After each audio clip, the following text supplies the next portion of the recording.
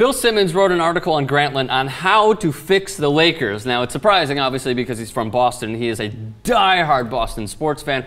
But he gave a number of reasons on how to fix the Lakers. So I will read them off, and Ben will give me his take, and maybe Steve will give us his take. Number one, suck for the 2014 NBA draft, because obviously you got Andrew Wiggins, you got Julius Randle, you got Jabari Parker, you got all these phenomenal players. There has never been, according to Bill Simmons and Chad Ford of ESPN, a better draft class that is going to come out this year. That may be the best draft in 30 years. Number two, get the payroll down to 0. So they have one contract on the books for the next year, which is Steve Nash at $9.3 million. For 2014-15. For 2014 and 2015. Then the next year he's getting paid $9.7 million. So then... That's a great contract. It's a horrible contract. So then he says, number 3, trade Steve Nash back to his home roots in Canada. Where he almost signed before the Lakers got him. Exactly. Trade him back to Toronto, because now... their pitch to Toronto then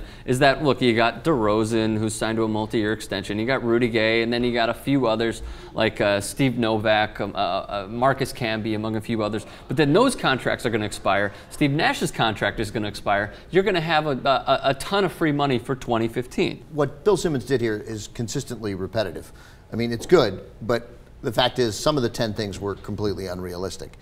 Which we'll get to. You're not getting a #1 pick from the Cavaliers. They're seeing the same draft. Yeah.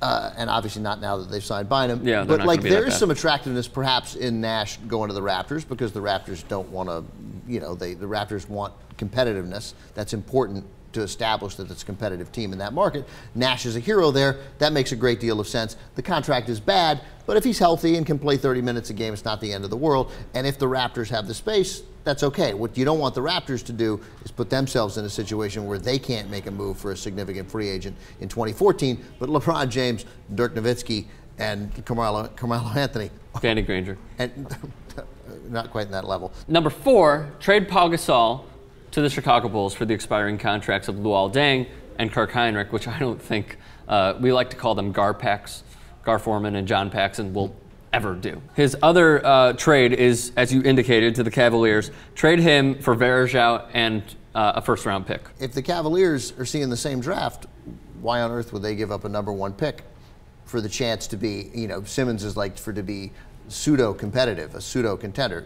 They don't become a pseudo-contender. Number 6, bring back former Lakers. So they brought back Jordan Farmer. They're thinking about Vujacic. At least Simmons wants them to think about Vujacic, and then all the other washed-up Lakers like Luke Walton, Medvenko. There's a lot of ways. That's one way to tank the season. He's just come up with a bunch of different ways to make them bad. But totally unrealistic. I mean, let's get Steve-O in for a second. I'm a big Bill Simmons fan, and that's why I just started following him just now in the middle of the segment. On Twitter? Yeah.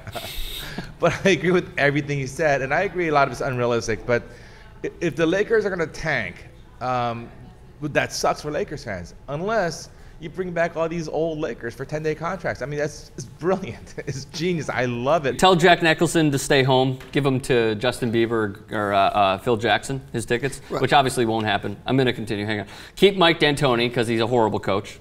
Agree or disagree? That seems to be the consensus among some smart people. I don't know. I mean like keeping him for next year. Here's the problem, Mike. What's interesting about D'Antoni is that he played a role in revolutionizing how the NBA is played now. How so? With the drive and dish and the constant movement and his man. You think that was him? He played a big role in it, yeah, in Phoenix. And now that's emulated. Now everybody does it. Now I thought it was the pick and roll. I mean, like having a big and a good handling point guard playing the pick and roll together. Yeah, I'm just saying, forget. D'Antoni played a role in revolutionizing offense in the NBA. Now everybody does what D'Antoni did. The problem with the Lakers is that Steve Nash is a terrible fit for them because they never played his game. You know who brings up the ball? Kobe. Yep. And Nash just jogs along next to him. What is the point of that? I mean, did you get Nash to run your offense or to play defense? No, it was horrible from the beginning. Terrible match. Yeah. And the whole team is very dysfunctional. I don't blame Dwight Howard for wanting to leave. Yeah, I mean, I think that, look, I said this before, that the best thing that could happen to the Lakers was Dwight Howard not staying. You did. Because Dwight Howard with Kobe coming back, let's assume Kobe comes back effectively. But Dwight Howard, Kobe coming back with Steve Nash and Gasol and the other parts that you can put in there, the other parts that are largely every single one of them interchangeable. There's nothing there that's really of value. That team's not going to compete. That team is, I mean, it's going to compete, and it might. Without Dwight Howard, you're saying? With Dwight Howard. Might win 50 games. I don't see that team being an elite Western Conference. I think they could get into the playoffs with Dwight Howard. Rick. Of course they can get into the playoffs. Yeah. It doesn't matter. Being the sixth keep in mind, it's Dwight Howard plus a diminished Kobe next season. Right. So next season, they're going to be, at best, be around 44 and 38, whatever it is. And let's say things went great and they won 50 games. I don't think anybody thinks that team is capable of beating Memphis or certainly Oklahoma City. Or even the Clippers. In the playoffs, and maybe not the Clippers. So the issue is Dwight Howard then saddles you. And what do you do then? First of all, let's not pretend the fact Dwight Howard's 30 years old in his best season. He has a bad back. You know, is he 30 or is he just 27? He's 28, I think. But I mean, he's 3 years removed from his best season and has a bad back. So I just wouldn't have done it. I wouldn't have done it. And I think it helps the Lakers to have this opportunity. Forget the specifics of what Bill Simmons says. The opportunity to say, we are going to tank this year. And we are going to try to get one of those top 3 picks and hopefully get lucky and get a player right now thought of as the highest rated high school player since LeBron James. That, you know, imagine if the Lakers were able to clear salary cap space, get Andrew Wiggins, and get LeBron James as a free agent.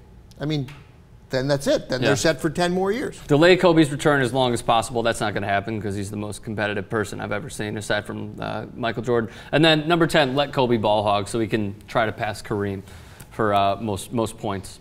Right. Well, I mean, I don't know how Kobe. We're not doctors, and Kobe's coming back from a very serious injury for an older player, but I'm sure he'll come back. But I doubt he's as good.